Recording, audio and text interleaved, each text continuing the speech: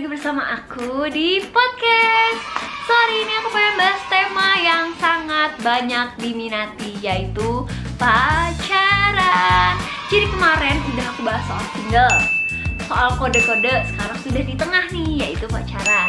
Nah hari ini masih sama, jadi aku masih belum bisa baca yang 24 jam. Jadi story-nya tuh sudah hilang guys.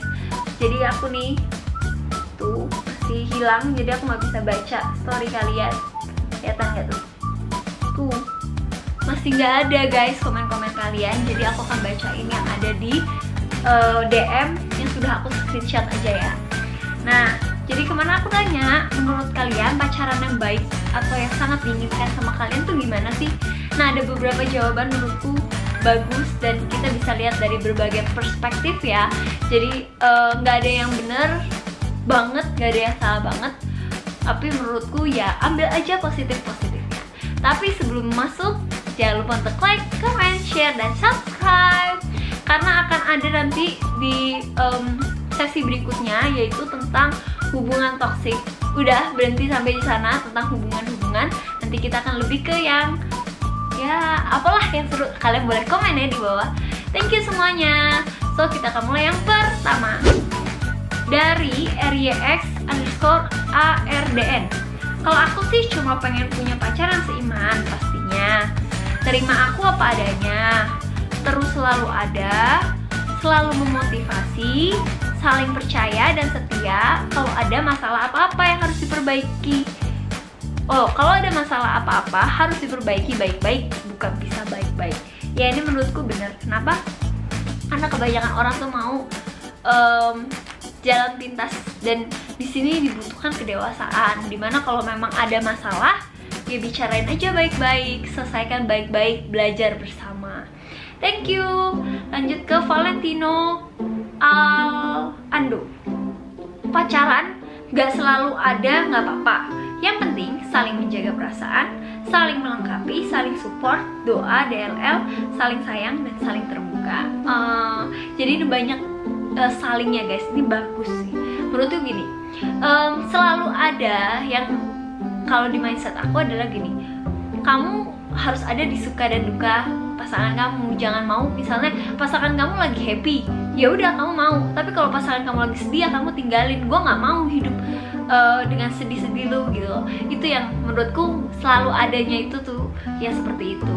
Tapi memang yang penting adalah gimana kita bisa saling jaga perasaan, saling melengkapi, saling support, itu juga penting. Thank you. Kemudian dari Kak Joshua_Kiki, ada 7 nih guys.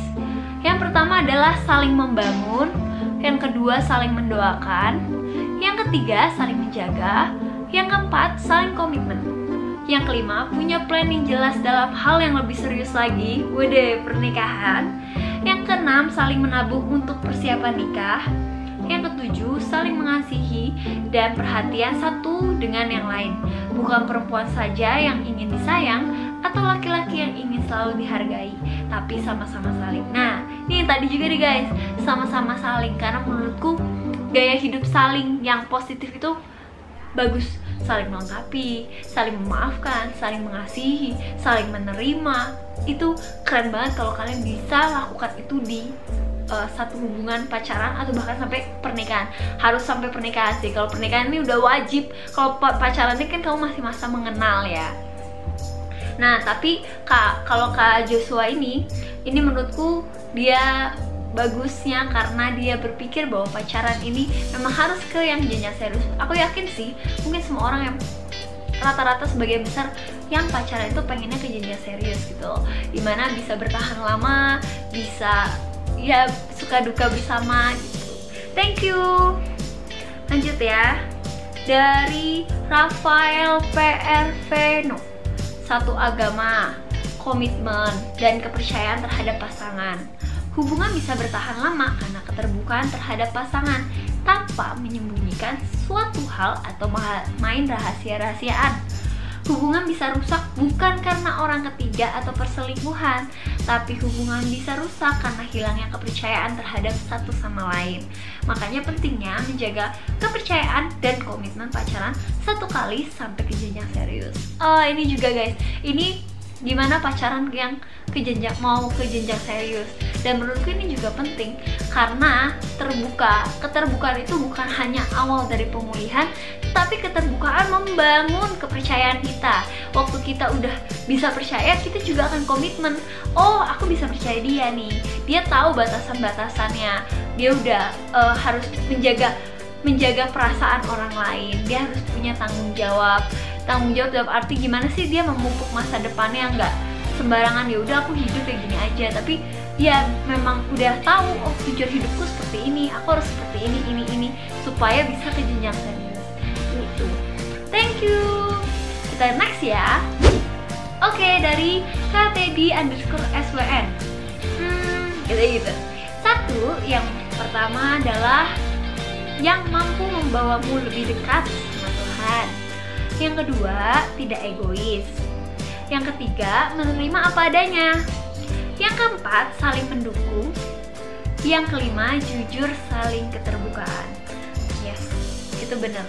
Jadi memang menurutku kalau aku pribadi ya, nanti deh aku kasih di ending lah ya, kalau aku pribadi seperti apa.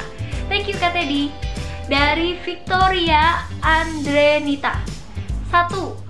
Falling in love with someone who will worship God with you. Selalu libatkan Tuhan, doi, aku plus Tuhan. Kedua, seimbangkan dan sepadan, bukan cuma seagama. Asik, ini deep guys. Yang kedua, seimbang, sepadan, dan bukan cuma seagama. Asik. Yang ketiga, komitmen, punya tanggung jawab, bisa dipegang kata-katanya. Ini namanya dipercaya guys. Yang keempat, takut akan Tuhan, deket sama Tuhan, karena udah pasti dia setia dan tahu cara memperlakukan kita. Yang kelima, saling terbuka kalau ada apa-apa, komunikasi yang baik, jujur, gak pura-pura, mau belajar hal baru, bukan nyaman di zonanya.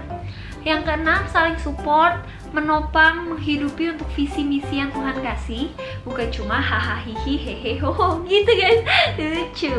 Yang ketujuh, respect sama orang, gak acuh, tahu aturan, gak seenaknya. Asik. Thank you Victoria, ini bagus nih. Ini kalian boleh lah ya. Lanjut. Oh ini terakhir dan simple, singkat, jelas dan padat. Dari Pratama Christian _ Kak Christian. Seagama, gak doyan dugem. Jadi gak doyan dugem. Thank you semuanya. Kalau dari aku sih gini ya, membawa kita lebih dekat dari itu, membawa kita menjadi lebih dekat sama Tuhan ya, tapi lebih kepada gimana sih di dalam hubungan itu kamu ada A, si B, kamu tuh mengutamakan Tuhan, dan Tuhan tuh ada di tengah-tengah kalian dan menjadi center di dalam satu hubungan. Jadi kalau misalnya A atau B ada yang saling melukai, ya kan, ada yang nggak sengaja menyakiti, ya balik lagi ke Tuhan, bawa ke dalam doa, saling mengampuni, saling memaafkan. Menurutku tuh center Tuhan tuh sangat penting. Dan yang kedua adalah komunikasi. Jadi komunikasi itu gimana ya? Kalau kita kurang komunikasi akan ada namanya overthinking, judgment, kemudian pemikiran-pemikiran yang menurut pendapat kita padahal kebenarannya belum tahu gitu. Tapi jadi ada asumsi-asumsi karena komunikasinya itu tidak baik. Makanya mending kalau misalnya ada apa-apa, ini komunikasi ini berhubungan dengan namanya terbuka. Karena menurutku terbuka dan komunikasi ini penting. Jadi kalau ada apa-apa ngomong, kalau misalnya lagi sedih ngomong, aku bisa bantu gitu. Dan kalau aku lebih tipenya, aku akan ada di suka duka kamu gitu loh. Jadi kalau kamu lagi sedih ya ngomong, kalau misalnya kamu ada di dalam suka ya ngomong, kita sama-sama bersuka. Kalau kamu lagi sedih ya jangan menanggung itu sendiri, bersama-sama aja menanggungnya.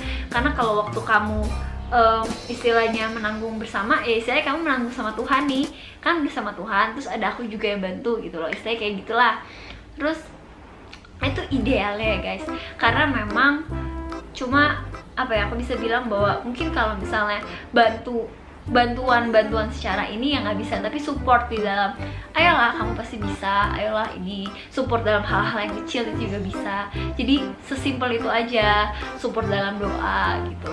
Dan itu menurutku penting dan mahal kalau dimiliki oleh orang yang yang ada dalam satu pacaran gitu.